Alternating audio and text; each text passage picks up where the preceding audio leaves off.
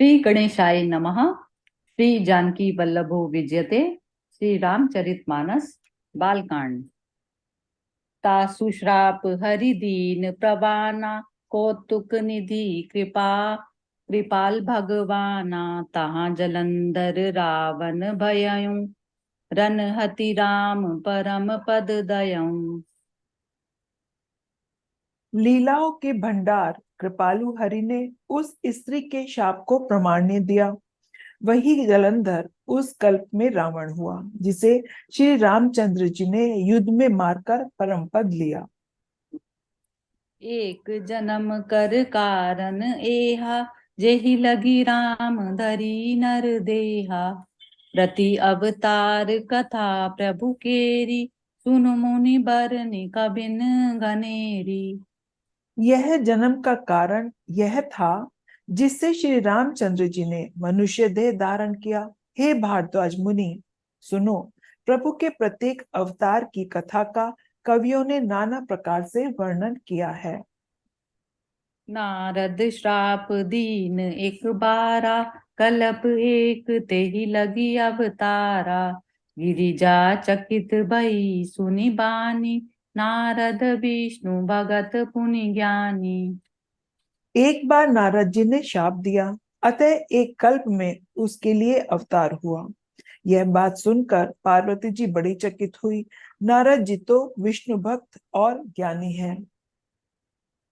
कारण कवन श्राप मुनि दीना, का अपराध नमापति कीना। यह प्रसंग मोहि कहूँ पुरारी, मुनि मन मोह आचरज भारी।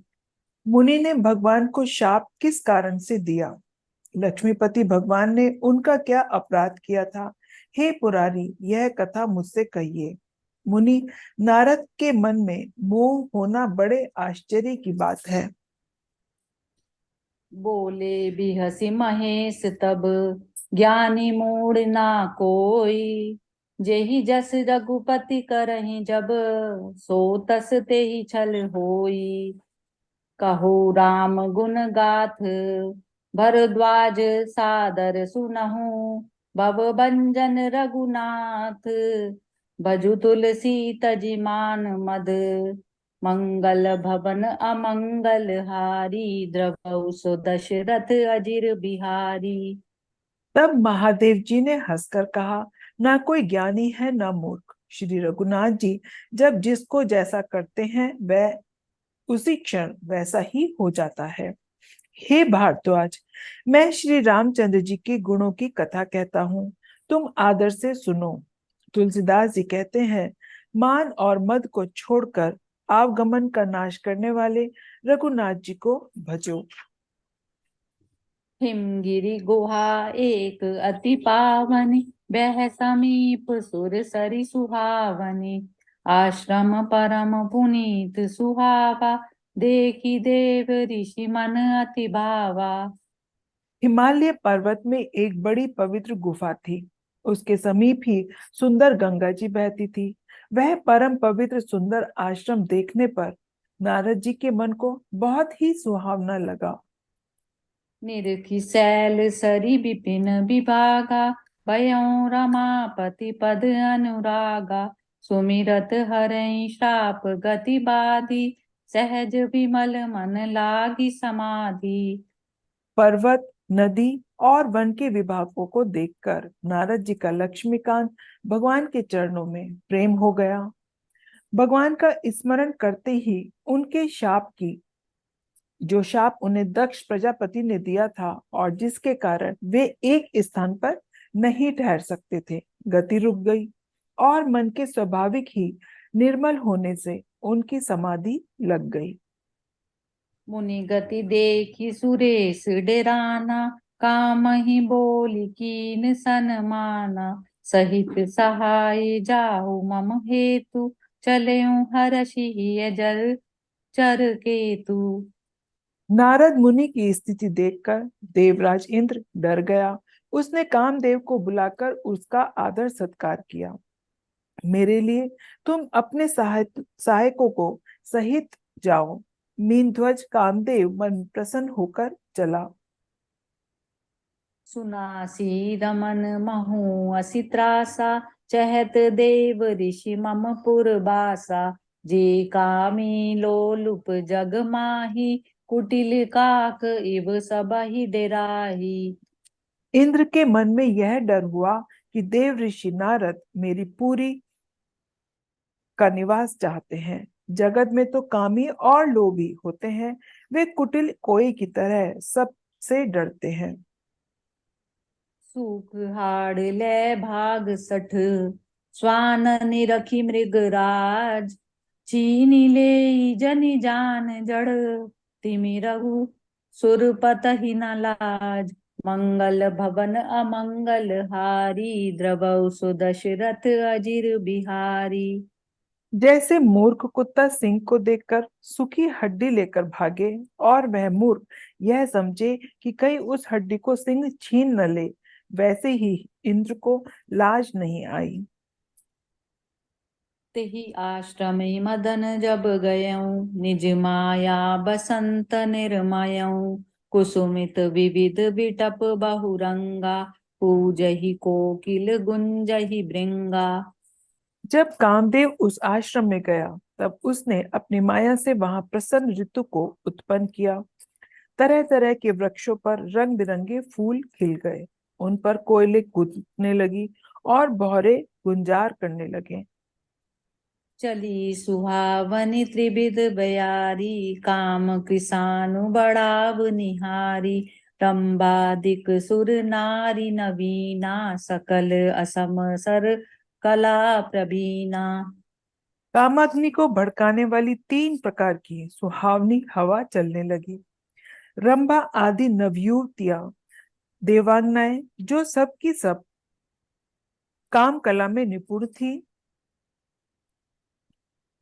करहि गान बहुतान तरंगा, बहुविधि क्रीडहि पानी पतंगा। देखि सहाय मदन हर्षाना, कीने सिपुनि प्रपंच विधि नाना। वे बहुत प्रकार की तानों की तरंग के साथ गाने लगी और हाथ में गेंद लेकर नाना प्रकार के खेल खेलने लगी। कामदेव अपने इन सहायकों को देखकर बहुत प्रसन्न हुआ और फिर उसने नाना प्रकार के मायाजाल किए। काम कला कछु मुनहि न व्यापी, निज भय डरऊ मनोभव पापी। सीम की चापी सके कौन तासु, बड़ रखवार रमापति जासु। परंतु कामदेव की कोई भी कला मुनि पर असर न कर सकी। तब तो पापी कामदेव अपने ही भय से डर गया। लक्ष्मीपति भगवान जिसके बड़े रक्षक हों, भला उसकी सीमा को कोई दबा सकता है? सहित सहाय सबित अति, मानिहारी मन मयन। कहे सी जाई मुनि चरण कही, सुठी आरत मृदु बयन। मंगल भवन अमंगल हारी, द्रवौ सुदशरथ अजिर बिहारी। तब अपने सहायकों समेत कामदेव ने बहुत डर कर और अपने मन में हार मानकर बहुत ही आर्त वचन कहते हुए मुनि के चरणों को जा पकड़ा। नारद मन कछु रोषा, कही प्रिय बचन काम परितोषा। नाई चरण सिरु आय सुपाई, गयऊं मदन तव सहित सहाई। नारद जी के मन में कुछ भी क्रोध न आया। उन्होंने प्रिय वचन कहकर कामदेव का समाधान किया। तब मुनि के चरणों में सिर नवाकर और उनकी आज्ञा पाकर कामदेव अपने सहायकों सहित लौट गया। मुनि सुशीलता पनि करनी, सुरपति सभा जाई सब बरनी। सुनि सब के मन अचरज आवा, मुनहि प्रसन्न अरहि सिरुनावा। देवराज इंद्र की सभा में जाकर उसने मुनि की सुशीलता और अपनी करतूत सब कही, जिसे सुनकर सबके मन में आश्चर्य हुआ और उन्होंने मुनि की बड़ाई करके श्री हरि को सिर नवाया। तब नारद गबने शिव पाहि, जिता काम अहमिति मन माहि। मार चरित शंकर ही सुनाए, अति प्रिय जानि महेश सिखाए। तब नारद जी शिव जी के पास गए उनके मन में इस बात का अहंकार हो गया कि हमने कामदेव को जीत लिया।